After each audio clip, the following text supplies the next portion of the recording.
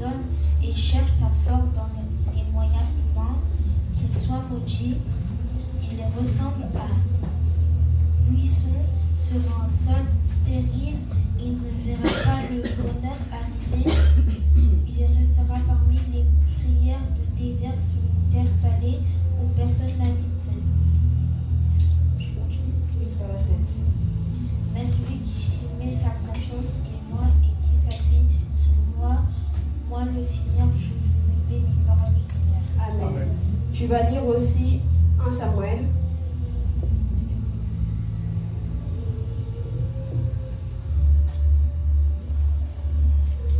1 Samuel chapitre 1.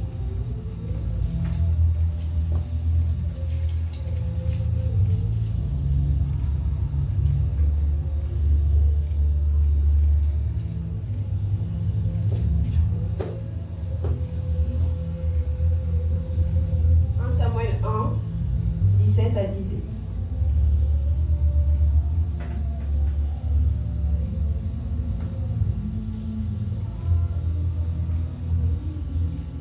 Je lis la parole par la grâce de Dieu. Amen. Alors Élie répond, va en paix et que le Dieu d'Israël te donne ce que tu lui as demandé. Anne lui dit, reste toujours bon avec moi. Anne s'en va et tel accepte de manger son visage mais plus triste. Parole du Seigneur. Amen.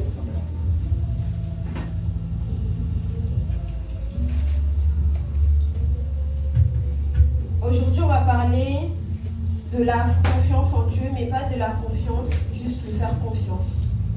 La confiance dans l'épreuve. La confiance dans... J'ai demandé à Dieu. Ce que j'ai demandé, ce n'est pas encore accompli. Mais je ne m'habille pas de la tristesse. Je te fais tellement confiance que mon espérance dépasse la sagesse humaine, que même si les choses ne se passent pas comme je veux, tout le monde n'a pas besoin de me voir triste ou abattu. Mes problèmes ne me surpassent pas au point que quand les gens me voient, tout le monde dit déjà, oh, Azan a un problème. C'est sûr qu'Anne a un problème. Tout le monde n'a pas besoin de ça. Amen. Ta confiance en Dieu doit dépasser ce stade-là. Amen. Tu dois réussir à faire confiance en Dieu au point où tes problèmes ils sont petits. Tes problèmes ne sont pas devenus des dieux.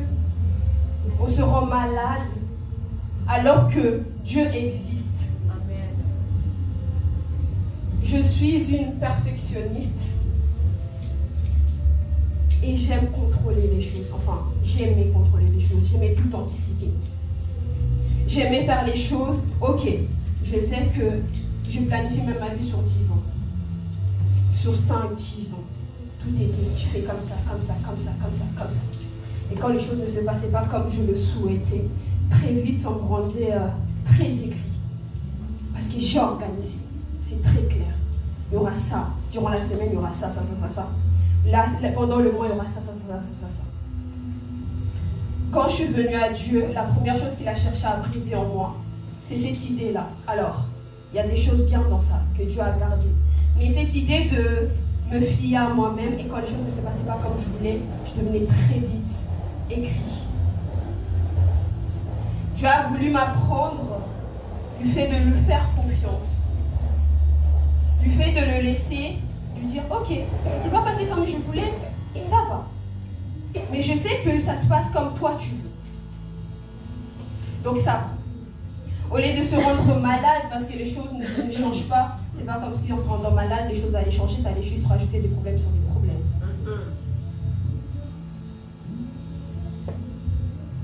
Parce que le problème ne devient pas moins problème parce que tu te focuses sur tes problèmes. Tes problèmes restent problèmes. Mais bien au contraire, plus tu te focuses sur tes problèmes, plus tes problèmes, tu le regardes comme un building. Alors que ça n'en est même pas un. Il a voulu travailler cette idée-là de Ruth, laisse-moi mener la barque. Arrête de vouloir te contrôler. Laisse-moi faire. Toi, quand tu marches, marche la tête haute avec assurance. C'est pour ça que j'aime parler de la foi. Parce que c'est l'une des premières choses que Dieu a travaillé en moi. Quand je vous dis j'aime trop contrôler, j'aime tout contrôler. J'aime tout planifier. Mon téléphone, il fait des plannings de tout plein de choses. J'aime savoir où je vais, ce que je fais. J'aimais ça. Beaucoup trop. Dieu a voulu travailler sans moi. Il a voulu me ramener dans cette idée de mais t'as pas besoin de te contrôler. De toute façon, t'as même pas l'assurance du lendemain. Si tu te réveilles, c'est parce que moi je le veux. Pourquoi tu veux autant anticiper? Pourquoi tu veux autant contrôler? Pourquoi tu veux autant chaque détail puisse être dans sa place? Chaque détail doit être à sa place. Et quand je vous disais, ça me rendait aigri. Ça me rendait vraiment aigri. Parce qu'il y a une personne qui aime tout contrôler quand les choses ne se passent pas comme elle veut. En fait, t'as l'impression que tout un monde se fout. C'est cool. Moi, c'est ça dont j'avais l'impression. Quand quelque chose ne se passait pas, j'ai l'impression que le monde se coule. Dieu m'a appris ça. Il m'a appris que le contrôle, ça ne servait à rien. Que moi, je devais regarder et me focus sur lui. Que je ne devais pas toujours chercher dans les moyens humains. Et c'est ça que Anne, elle a fait. Elle est allée, elle a prié. Elle a fini de prier. Elle est rentrée chez elle, elle a mangé. Mais le soir même, Anne n'était pas enceinte. Pour ceux qui ne connaissent pas l'histoire, on parle de Anne. Anne, c'était une femme qui était stérile. Elle avait la deuxième femme de son mari qui passait son temps à l'insulter. Du fait qu'elle, elle n'avait pas d'enfant. Parce qu'elle, elle en avait un. Anne, elle était abattue. Elle était tout le temps triste de sa situation. Mais un jour, Anne, il a allé prier. Il a fait sa prière. Et lui, il a regardé, il a dit, mais elle a bu, elle? Parce qu'elle a l'air d'une personne qui est sous. Elle a l'air d'être une personne qui n'est pas normale, qui n'est pas dans son état normal. Alors, Anne, elle a fait sa prière, elle a fini. Et puis, elle est rentrée chez elle. D'une personne abattue, dans la Bible, on peut le lire. Quand elle a fini sa prière, elle est rentrée, elle était plus heureuse. Et pourtant, le soir même, Anne, elle n'avait pas eu d'enfant. Ces jours-là, elle s'était déchargée devant l'Éternel. J'ai appris à me décharger devant l'Éternel. Après, à me décharger devant l'Éternel, après, c'est plus mon problème. Moi, je me confie à toi. Le reste ne me concerne plus. Pourquoi se rendre malade? Je me réveille parce qu'il le souhaite. Je te réveille parce qu'il le souhaite. Tu es né parce qu'il le souhaite. Ce n'était même pas de ton propre désir. Tu partiras, ça ne sera même pas non plus de ton propre désir. Alors pourquoi se prendre la tête? Pendant que je suis sur terre, autant en profiter, autant lui faire confiance. De toute façon, tout de moi, il n'est que parce qu'il le veut.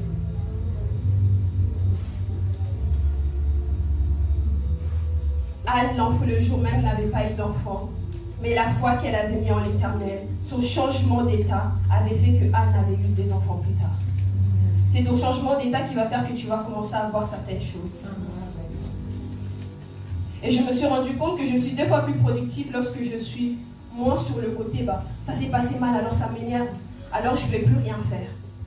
Maintenant, quand ça se passe mal, ok, ça s'est passé mal. Donc il y a une autre solution. Si cette fois-ci ça va fonctionner comme ça, alors il y a une autre manière de faire. Aide-moi à avoir une autre manière de faire.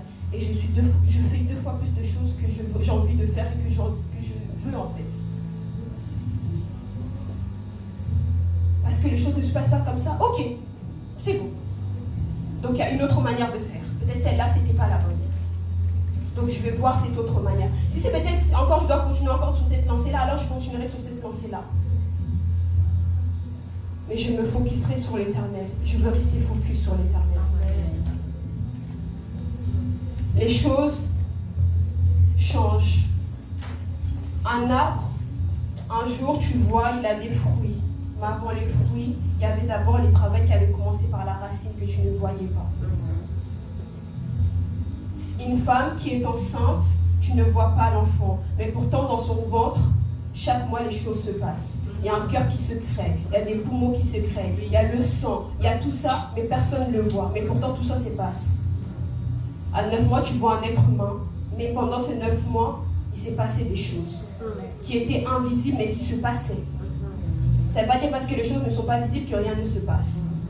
Regardons dans une femme enceinte. Regardons quand un arbre pousse. On ne voit pas les choses avec nos yeux, mais les choses se passent.